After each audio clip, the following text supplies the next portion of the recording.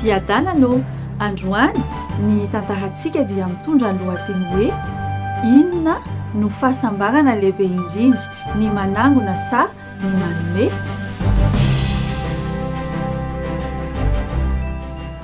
Iray amin'ireo lalao ankafizina indrindra mandritry ny fialan-tsasatra tany am-pianarana dia ny lalao kanety izay antsoina hoe telozoro.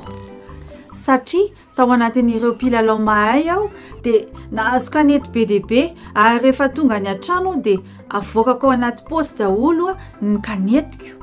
Nataoko tao anaty boaty lehibe, nafeniko tao anaty placard dia nitomba hatrany an-trano ireo kanety.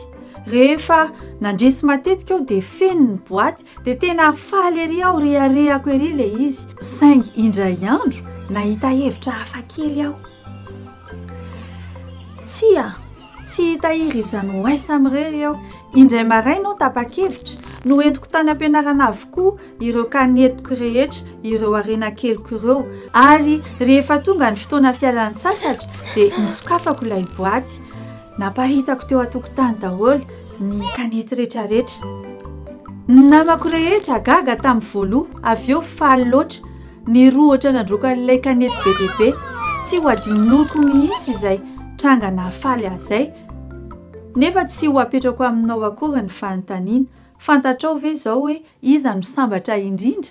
Ao amin'ny boky ny asan'ny apôstôly, toko 2:5-7 dia voasoratra hoe mahasambatra kokoa ny manome noho ny mandray.